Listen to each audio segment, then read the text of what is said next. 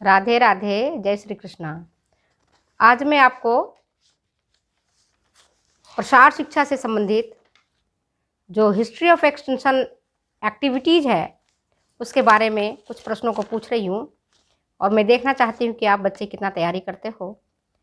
तो history of extension activities से पहला प्रश्न है आपका, land improvement act was formed on. Land improvement act, loan act कब बना था, इसका ईयर बताना है।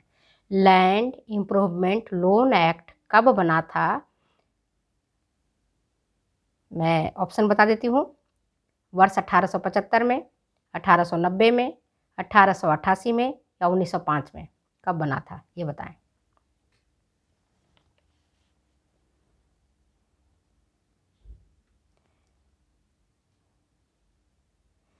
प्री इंडिपेंडेंस, आज़ादी से पूर्व एक्सटेंशन एक्टिविटीज़ के लिए जो कार्यक्रम संचालित किए जा रहे थे उससे संबंधित ये पहला प्रश्न है और मैं इसका आंसर बता देती हूँ। ये बना था 1888 ईस्वी में।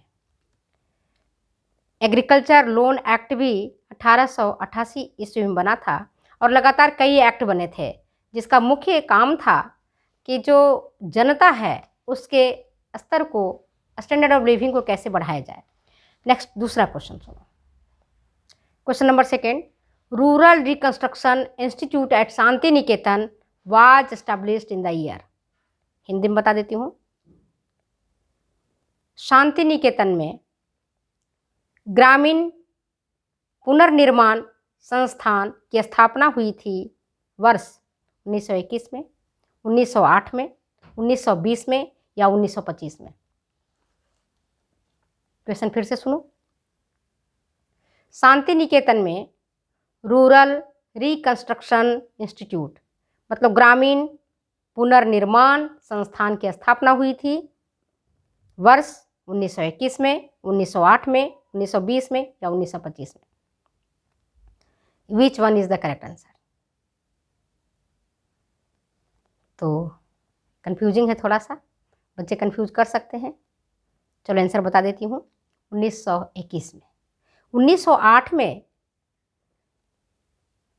हमारे भारत के नोबेल विजेता, नोबेल पुरस्कार पाने वाले रविन्द्रनाथ टैगोर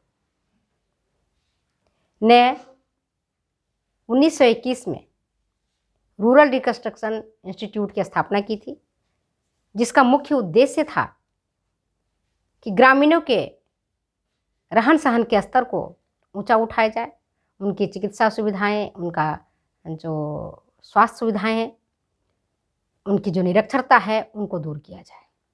1908 में उन्होंने सबसे पहले कालीग्राम परगना जो उनकी जमींदारी के भीतर ही आता था, वहाँ से इन्होंने इसकी शुरुआत की थी और रूरल रिकंस्ट्रक्शन इंस्टीट्यूट की स्थापना हुई थी 1921 में।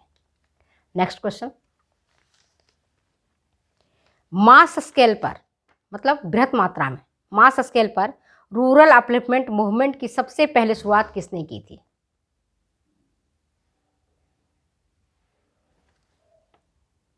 क्वेश्चन फिर से सुनो।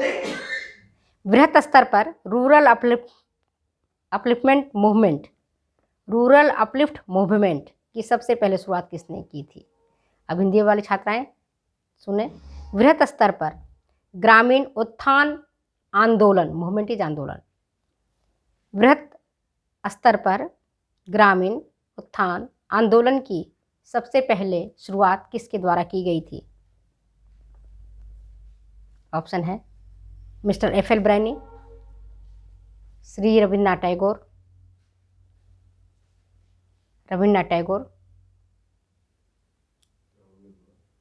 विनोबा भावे या महात्मा गांधी।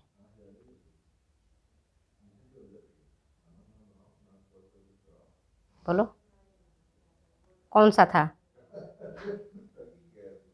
कौन सा था? मिस्टर एफ एल ब्रायनी, है ना, इन्होंने शुरुआत करी थी सबसे पहले। नेक्स्ट क्वेश्चन नंबर चौथा, कोऑपरेटिव एक्ट कोऑपरेटिव एक्ट का अमेंडमेंट कब हुआ था? कोऑपरेटिव एक्ट का अमेंडमेंट कब हुआ था? तो ऑप्शन सुनो, 1912 में, 1988 में, 1904 में या 1920 में।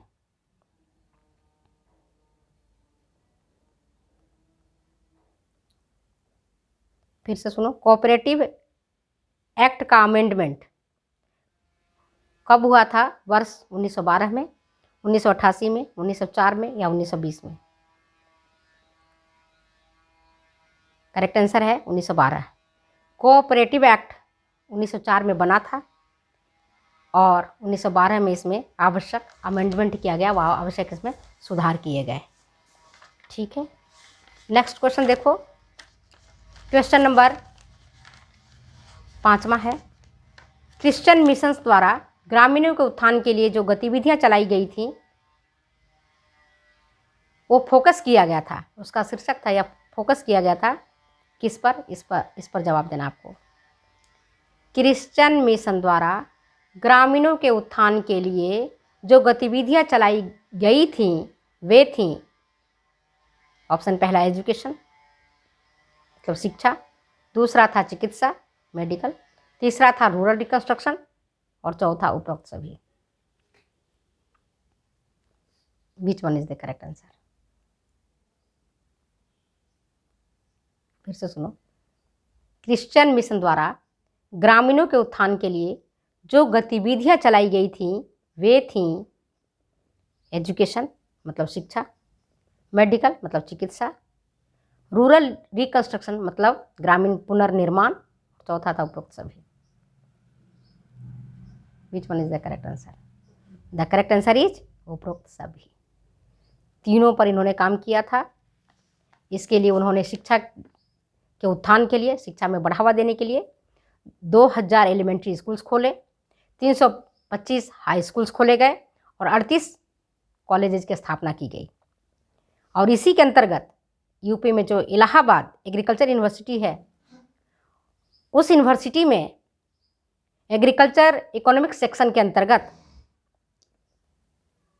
एक्सटेंशन वर्कर के लिए ट्रेनिंग देने की सुविधा प्रदान की गई।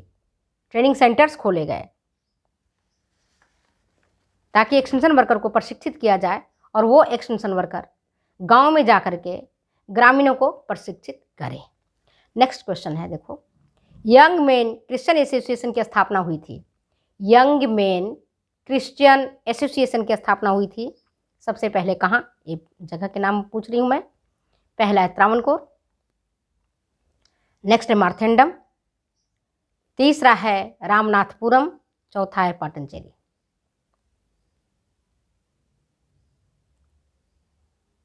करेक्ट आंसर क्या है? Young main Christian association, young women Christian association, ये आपने पढ़ा होगा अच्छी तरह से। तो यंग मेन क्रिश्चियन एसोसिएशन की स्थापना हुई थी सबसे पहले त्रावणकोर में। इसका मुख्य उद्देश्य था बॉडी, माइंड एंड स्पिरिट, इन तीन का डेवलपमेंट करना, व्यक्ति के शरीर, मन और आत्मा का विकास करना, इसका मुख्य उद्देश्य था। Question number next 7th, Etawah pilot project was started in the year. Etawah pilot project was started in the year, किस ईयर में इसकी स्थापना हुई? उस ईयर का नाम बताना है। 1948 या 1947, 1955 या 1960? हुआ था आज़ादी से ठीक 1 साल बाद। स्टार्ट कब हुआ था इटावा पायलट प्रोजेक्ट, जो आपके उत्तर प्रदेश में है, और इसकी शुरुआत हुई थी इटावा से 17 मील दूर माहेवा ग्राम से। इस प्रोजेक्ट को स्टार्ट करने का विचार आया था सबसे पहले 1947 में, इसीलिए 2 ऑप्शन आपके पास 1947 1948, कंफ्यूजिंग क्वेश्चन। तो स्टार्ट मैंने क्वेश्चन का थोड़ा सा अगर हम लैंग्वेज पर ध्यान देंगे तो हम क्वेश्चन सही कर देंगे। पहले क्या है कि Etawah pilot project was started in the year, प्रारंभ कब किया गया था? मतलब शुरुआत कब हुई थी, तो 1948 में। विचार कब उत्पन्न हुआ इटावा पायलट प्रोजेक्ट शुरू करने का, कब विचार कंसीव किया, कब बॉर्न हुआ, तब इसका आंसर अगर होता है तो 1947। और ये उत्तर प्रदेश में इटावा से 17 मील दूर महावीर ग्राम में इसकी शुरुआत की गई थी। नेक्स्ट क्वेश्चन सुनो, और इसी से संबंधित एक क्वेश्चन और। इटावा पायलट प्रोजेक्ट के संस्थापक थे अल्बर्ट मेयर, पहला option. Second Vinoba Bhave, third option Mahatma Gandhi, चौथा रविन्द्रनाथ टैगोर। कौन था इसके संस्थापक? थे कौन बताओ? Albert Mayer.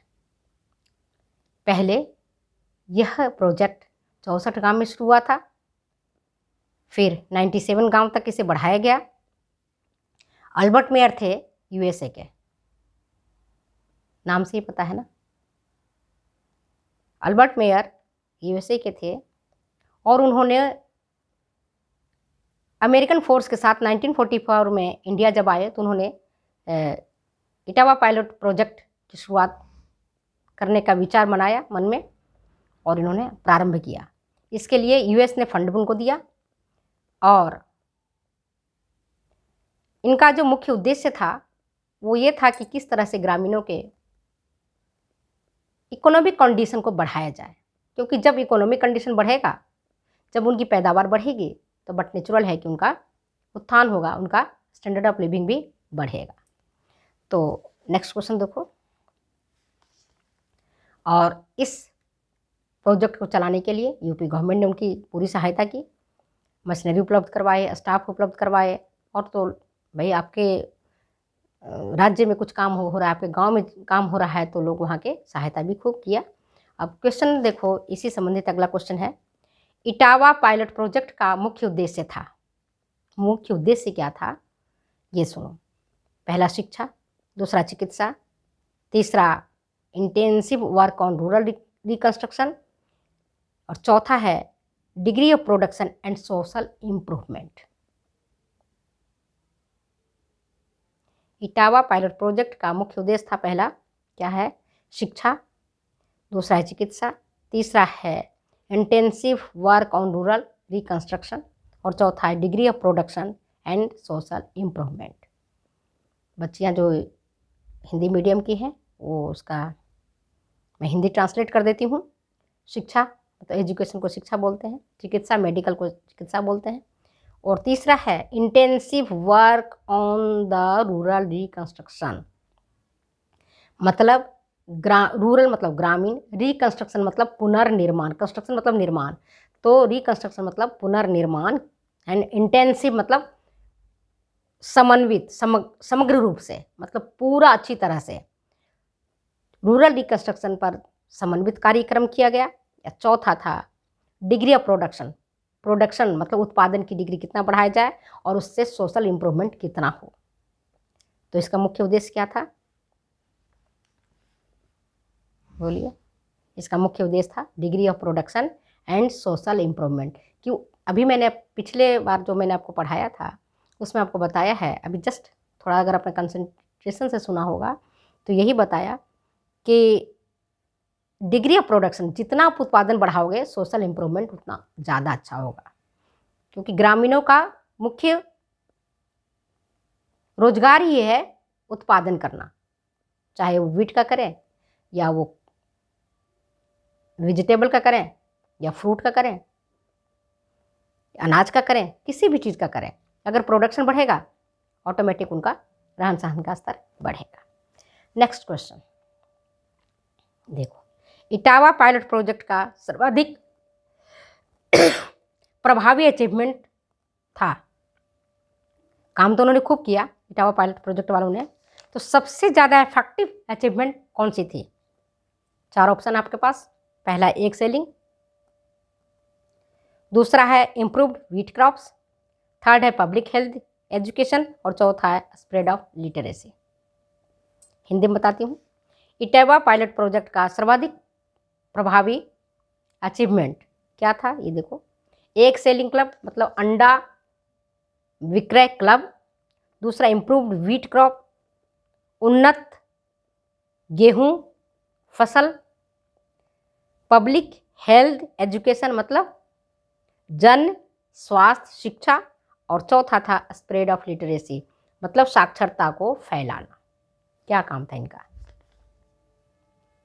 यूपी में गेहूं ज़्यादा होता है, इसी इसको रिलेट करना कि यूपी में ज़्यादा गेहूं होता है तो गेहूं के उन्नत बीजों का उपयोग करके उन्नत प्रकार से खेती करना, जिससे कि लोगों के खेतों में जो पहले जितना उत्पादन होता था उसकी तुलना में ज़्यादा उत्पादन हो और लोगों के रहन सहन का स्तर भी ऊंचा उठे। और लास्ट क्वेश्चन 11वां है, इंडियन विलेज सर्विस की शुरुआत हुई थी। इंडियन विलेज सर्विस, भारतीय ग्राम सेवा, इंडियन भारतीय विलेज ग्राम सर्विस मतलब सेवा की शुभारंभ हुई थी। कब हुई थी? वर्ष बताना आपको, 1945 या दूसरा ऑप्शन 1947, तीसरा 1944 और चौथा 1948।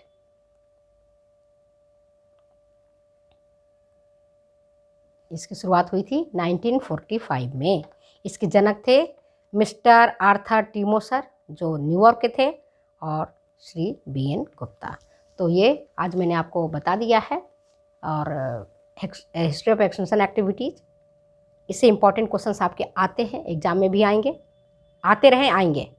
तो जो बच्चे तैयारी कर रहे हैं कॉम्पिटिटिव टेस्ट की, जो बच्चे तैयारी कर रहे हैं TGT PGT फर्स्ट टीचर की या एसोसिएट प्रोफेसर की, उनको तो इन सारी जो हिस्ट्री ऑफ एक्सटेंशन एक्टिविटीज़ है उनको पूरा पढ़ना है। और जो बच्चे विश्वविद्यालय परीक्षा देंगे अभी UG PG का, उनके लिए भी एक इसमें से क्वेश्चन आता ही आता है, डिटेल्स क्वेश्चन भी आते हैं और शॉर्ट टाइप के क्वेश्चंस भी आते हैं। तो बहुत ही महत्वपूर्ण टॉपिक मैंने आज आपको पढ़ाया है, तो ध्यान से आप सुने और इसको करें। तब तक के लिए मैं जाने की इजाज़त मांगती हूँ। फिर मिलते हैं अगले वीडियो में अगली बातों के साथ।